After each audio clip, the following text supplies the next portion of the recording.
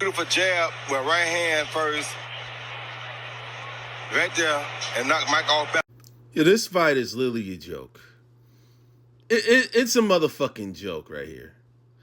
It's you're dealing with someone who's approaching 30, like 27 years old, going up against a legend, someone who's a legendary status, but yet is approaching 60 and does not have the same fluid movement with his legs and movement that he once had decades past. You already know it's going to be a huge disadvantage, even though they are similar in weight, even though they may be similar in reach and height.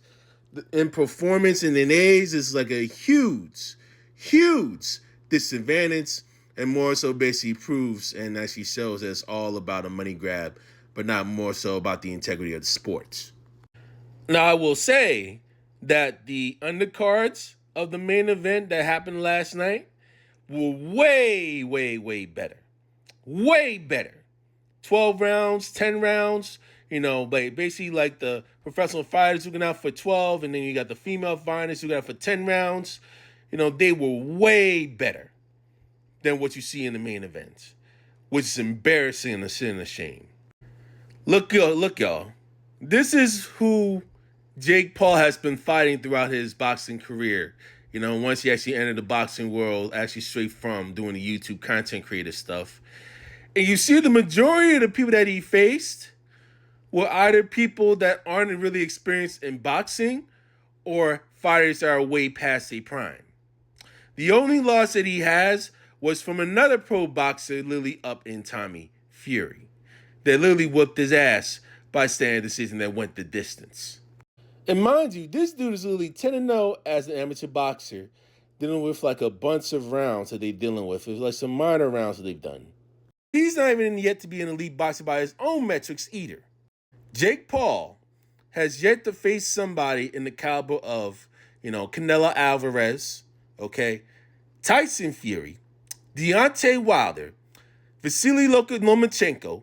He's yet to face those guys to see how lethal he is to be up on the top of the boxing world. Bud Crawford definitely would be another one. Sean Porter, definitely never even heard of him. I'm probably dealing with that. Andre Ward, definitely another one. Probably thinking like some in the back of my head. Tank Davis, definitely another fighter as well. Adrian Broner, another one.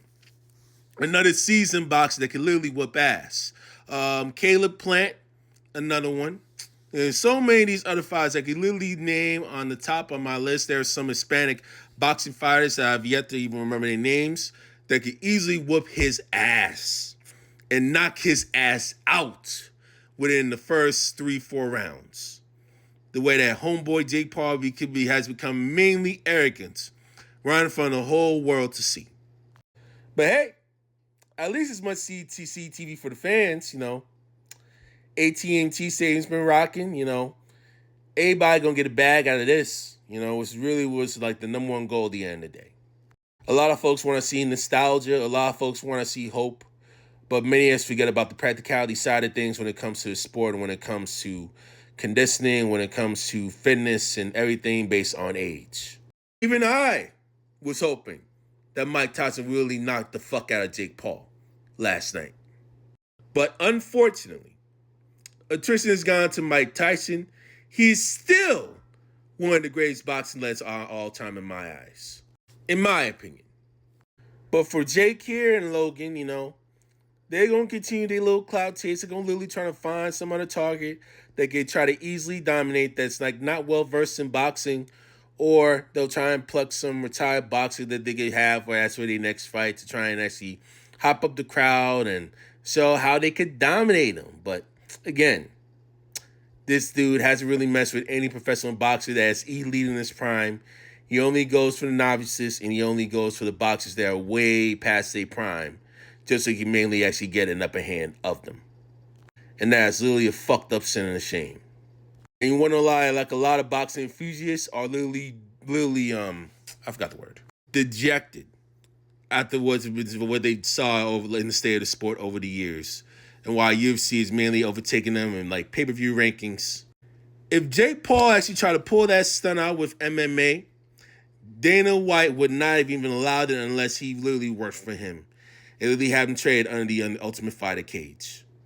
He would have to actually, Jake Paul would literally have to actually literally try to go through some other minuscule, low-level MMA rank somewhere just to actually make himself more noticeable. But boxing, man, get the right promotions, get the right profit. You can try and pick anything you want and actually make a huge deal, make some profits. It's all on and popping. Juicy. But yeah, man, the state of boxing, is just literally in flux. It's a shame that you got so many elite boxers right now up in PBC and top rank that deserves way more publicity and way more attention than this asshole literally right up in the beginning of this video.